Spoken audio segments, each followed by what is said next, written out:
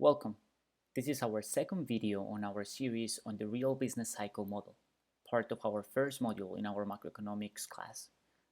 My name is Sergio Campodias and I'll be the instructor for this course. Now in this video, we're going to be talking about the problem of consumers or households. I'm going to change it back and forth between calling them consumers or households as we go on. Now the first thing we're going to do is talk about some preliminaries. Every time you face a problem, it is going to be useful for you to ask the following 3 questions. They're going to be useful so that you set up your problems correctly and know exactly what you need to do. The first one is going to be, what is the consumer's objective? This is an easy one. You've been doing it through many of your courses. The consumer wants to maximize utility. Now, what that entails is part of the second question you should be asking. What is the consumer choosing to achieve their objective? Now, in this case, consumer has to choose consumption and leisure, both present and future. But consuming and choosing how much leisure to have also has implications. It has implications over labor supply, which is implied by the leisure choice, and it also has implications over savings, which are implied by the consumption choice. Okay, the final question you have to ask is, what constraints do consumers face? Can they freely choose any consumption and leisure they want, or do they have to face certain constraints? And in this case, we are of course going to face many constraints. Some of them are budgetary constraints, of course, because consumption is going to cost some resources. They have to come from somewhere. The second type of constraints are where these resources come from. They have to take them as given. So they can come from working, they can come from the ownership of firms, but the consumers also have to pay taxes. So they are constrained by the values of variables that they do not control. They are also constrained by prices, such as the wages and the interest rates. So those are also going to be taken as given.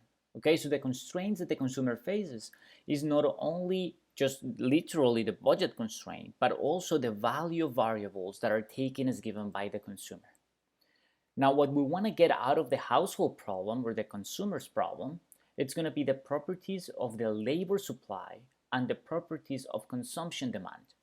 Both labor supply and consumption demand are going to play a role when we get to the equilibrium, because it's going to depend on labor supply, how much labor there is going to be, and hence how much production. So that's going to be part of the aggregate supply of the economy.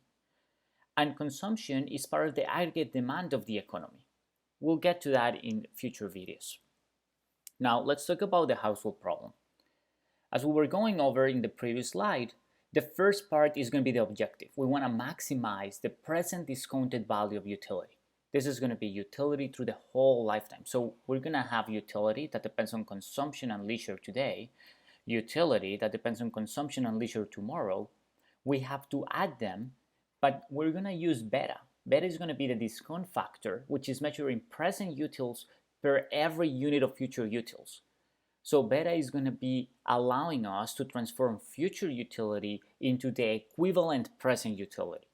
Generally speaking, we think of beta to be less than 1 because we would rather have utility today than have to wait to have it tomorrow. And so you're discounting future utility as you care more about the utility you have today. Then the second thing we wanted is, what is the agent choosing? Well, the agent is choosing consumption today and consumption tomorrow, leisure today and leisure tomorrow, labor today and labor tomorrow, and savings. But we have to know that not all variables affect utility directly. Some variables are there because they affect our constraints. And so that's going to be the third step. We're going to add our constraints. We have our present budget constraint. We have some resources. They come from working. So N, how much do I work? Times W, that's going to be my labor income. Plus, I get some revenue from profits that I get from the firm I own, net of taxes I have to pay to the government. And I can use that income to finance either my consumption expenditures or to save. Whatever I don't consume, I can always save. Then those savings are going to be in the second period, giving me some interest rate, which is great. And then I'm going to have my future income, again, future labor income plus future profits net of taxes. And that's going to be given the whole amount of resources that I have available to purchase future consumption. Then I also have to be mindful of time constraints. I'm going to have some amount of time H every day. And I have to divide that time between leisure and labor. And that is true in the present and in the future. Now, these are too many constraints, and we can actually simplify the problem by eliminating some of the variables. So let's work through it. First, let's think about time constraints. Consumers will, of course, want to spend all of their time because it will be wasteful to have time left and not use it for leisure, or have time left and not just like work some more. That might give you more income for more consumption. So we know that the time constraints are going to be met with equality. And because they are met with equality, we can use them to define the amount of labor. We can replace that and get a nice interpretation out of it. When we replace the amount of labor, N, into our problem, we can then express W times H as the value of the time that the consumer has. This is the value of the total time. And now the consumer can use that value of that time either to consume or to buy leisure, because every unit of leisure that the consumer has an opportunity cost of W. Every unit of leisure is one less unit of time that the consumer is not working, and hence it's costing the consumer W. This makes explicit, by writing this way the budget constraint, it makes explicit the trade-off between consumption and leisure. You have a total of W times H value of resources of your time, and you can divide it into consuming or having leisure. That's true today, that's true in the future. The wrinkle though is that today you can also save, so you don't have to only divide it into consumption and leisure, you can also save to smooth consumption. Alright, you can solve this problem directly actually. You can use a Lagrangian with two multipliers, lambda and lambda prime, one for each of the constraints, and I'm going to show you that problem in a moment. But first, I'm going to follow the book and derive the present value budget constraint to think about the consumer facing a single condition. Now, what's the key to get the present value budget constraint? The fact that I can not only save, I can also borrow. If S is negative, that means that the consumer is borrowing. It's bringing resources from the future to the present.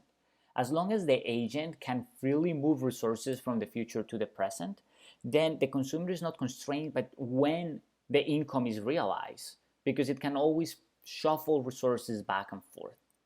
So let's look at that. The key issue here is that when we're trying to join the budget constraint into a single present value budget constraint, we have different units for each of the periods. One thing is present consumption units, and a different thing is future consumption units. We need to make them comparable. We need to have a way of knowing how much consumption today gives you 1 unit of consumption tomorrow. A way of comparing consumption units across periods. The key concept here is the real interest rate.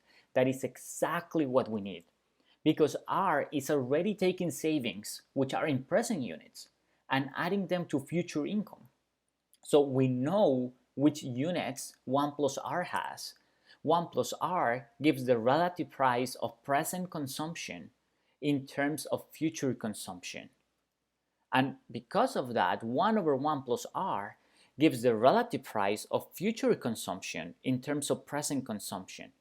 This should make sense. If you want to have 1 extra unit of consumption today, how many units of consumption tomorrow do you have to forgo? That's going to be this middle bullet point here. The answer is, of course, 1 plus R. Because what you're doing is you're bringing 1 unit of resources today, you're getting in debt for 1 unit, that's going to increase your consumption 1 unit. But in the future, tomorrow, you have to pay 1 plus R units because you have to pay the interest on that debt. Because of that, 1 plus R is precisely the price that you want. If you do it the other way around, and that's going to be the one that's more critical for us, you can also think of how many units of consumption today you have to give up to get 1 unit of consumption tomorrow. If you give up 1 over 1 plus R units today, tomorrow you're going to have grown that by 1 plus R, so that's 1 plus R times 1 over 1 plus R, that's going to be 1. You get 1 unit of consumption in the future if you save 1 over 1 plus R units of consumption today. And so 1 over 1 plus R is the relative price of future consumption in terms of present consumption. This might sound confusing now, but it is very important that you understand it. We're going to be using a lot the real interest rate and later on the nominal interest rate as we move through the course, because many of the decisions that we're going to be handling are going to be intertemporal decisions, decisions of how much to save, how much to shift resources throughout time. Now, with the real interest rate, we can price future expenditures and future income. So let's do that. This is how the problem with the present value budget constraint looks like. The present expenditures are going to be C plus my expenditures in leisure. Then 1 over 1 plus R gives me the price of future expenditures in terms of present consumption units. So 1 over 1 plus R times my future expenditures is the present value of all future expenditures. And so when I sum it, the left-hand side gives me all of the expenditures of the agent in present value. Same thing goes for the resources. Present income plus 1 over 1 plus R future income. The 1 over 1 plus R is the price that's expressed in units of present income per unit of future income. And so that's going to cancel nicely, and you can always check that the units are matching. Now, you can solve this. The multiplier lambda, it's going to measure the value for the consumer of an additional present value unit of resource. Okay, so the resource, it doesn't matter whether they come in the present or in the future. In present value, if you have one extra unit of resources, that's worth lambda. And so lambda is going to be measured in present utils per unit of present income. All right, so now we have the representation we want, and we know how we're going to be able to interpret the Lagrange multiplier lambda of this. Now, before we move to the first order conditions, I did promise that I was going to show you how this problem looks like with the two budget constraints. That's just the Lagrangian. That's just not much to see there. Here is the problem with the two budget constraints. These might look much simpler. So the key here is we didn't replace to eliminate savings out of the problem. Instead, we left that additional variable with an additional constraint. Now, here you're going to have two different multipliers. Lambda, which is measuring units of utils per unit of present income, and lambda prime, which is going to be measuring present utils per unit of future income. You will get the exact same results if you solve this problem than if you solve this problem. What's going to be the benefit, though, of solving this problem? The conditions might be easier to get. You have one more constraint, yes, but everything just looks simpler. So you might find this problem easier. You will get the exact same results, and I invite you to exploit this problem instead of the other one if you feel like it's going to help you. Okay, regardless of what you do, you're going to get the following set of first order conditions. One for consumption today, one for consumption tomorrow, one for leisure today, one for leisure tomorrow. What do we learn from these equations? We're going to analyze them in two steps. We're going to read them as they are. Then we're going to eliminate lambda to read them in terms of the marginal rate of substitution. Now we're going to do that on time. One for the consumption savings choice. That's going to give us the consumption demand of the consumer. And then for the leisure choice of the consumer, that's going to give us the labor supply. And those are going to be the next two videos. So with that, we finish this one. In the next video, we're going to start thinking about the consumption demand of the consumer. Thanks.